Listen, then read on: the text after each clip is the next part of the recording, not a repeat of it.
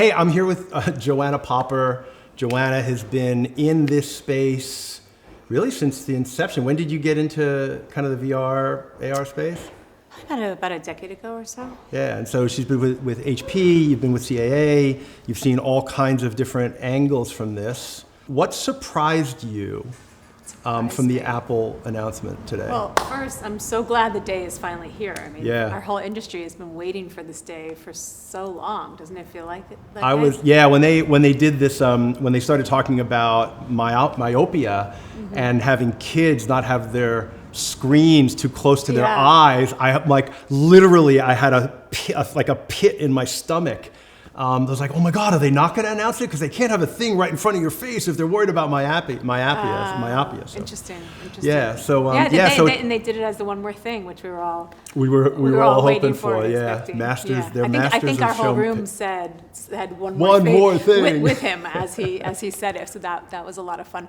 What surprised me? Well, look, I think we all had heard the approximate price point, and and as they were saying things like 12 cameras, that led the display and some of the specific, I think I was still at some point hoping maybe it won't be at that price point. Yeah. Maybe it will be a little lower. But as they were listing the specs, it became obvious that it was going to be significant, and so I thought it was interesting the way they positioned it, which is like if you were to buy, a computer and a big screen TV and a surround sound system and a photogrammetry camera, What's interesting about that is that's how the iPhone always gets positioned.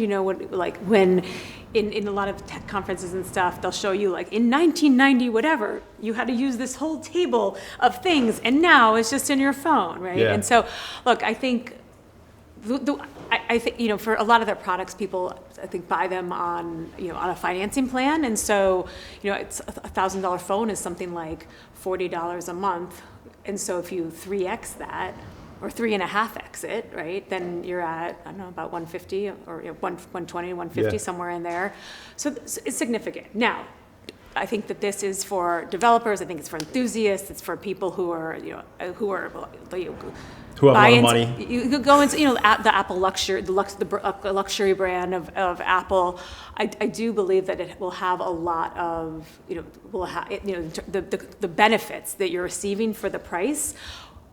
Will certainly be there, and I think like the iPhone, the first iPhone didn't have an app store yet. So I know. Didn't have a rear-facing camera. It was a 2G phone. Right. So it's you start somewhere, you build something amazing. But I am super excited with what they announced today. I'm super excited for what it means for our industry. I'm excited that they leaned into the term spatial computing, a win for Magic Leap, a win for Roni there with that term. Yeah. And I think it's just a huge win for the consumer, and it's a huge win for the industry. Now, so I'm really excited. At AWE, Roni was talking about on stage, really wanting to see the world through pass-through lenses. He wants to see the real world, and Apple, with at least this device, is taking another approach, which is we're going to give you 12 millisecond latency, 8D, true blacks, OLED display. It's going to feel real to you. Yeah. Do you think there's a possibility in the future that we actually just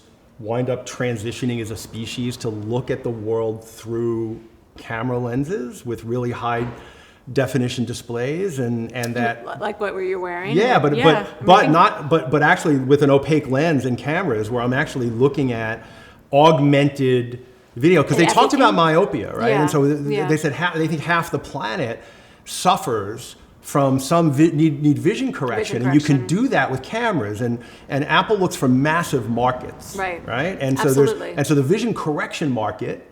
Like if they could it's true, right? What do you think of that?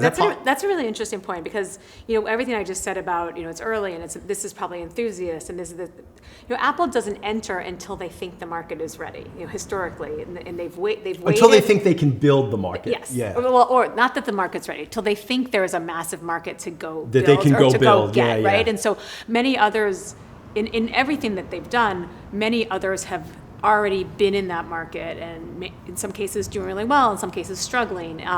Even some of the things that they announced like this isn't for the XR part, but they announced the Palm Pilot bump, right? That was like from 20 plus years ago, right? But for some reason now is the time that they decided, and they're calling it name drop.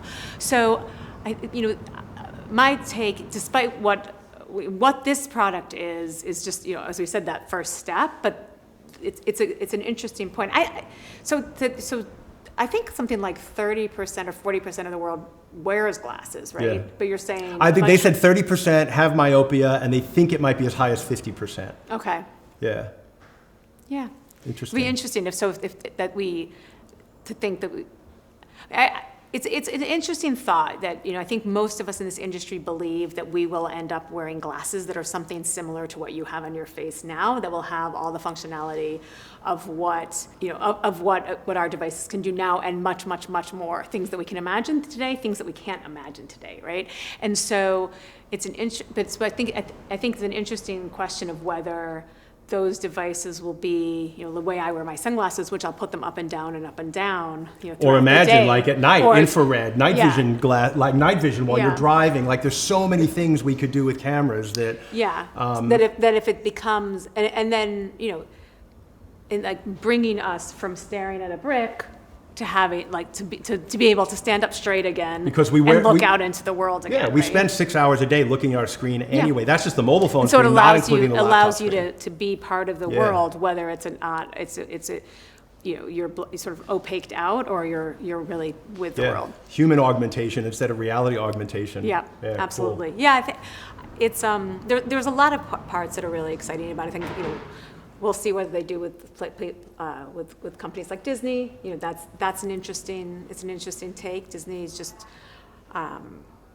just shifted away from their metaverse team, but obviously they still have amazing, great storytellers in house. There's been a lot of interesting stuff that I've seen that's going to be happening in this space, and I like what they're doing on the fitness side. I like what they're doing. Yeah, they didn't really get into fitness at all, did they? In that, I was really surprised by that. Well, they talked about like wellness and productivity. Yeah, but I didn't see fitness apps. I didn't see, they talked about like having a moment of silence or a moment of reflection. They did some meditation. But that was it. They just dabbled, they just touched on it. This headset actually it's not wipe downable. There was fabric on it, which if you put fabric on a headset, from my experience at HP, that tends to do better for personal use, really for personal use versus say for enterprise use or for something that's shared. Yeah, it definitely felt like a personal device, not an enterprise device. And so it seemed like there was a decent amount of fabric on it. Yeah, cool, awesome. Joanna, thanks for joining us. Nice to chat with you. Thank you for putting this event together. This has been so much fun. Yeah, my pleasure. Thanks very exciting day for spatial computing and Vision Pro. For the win.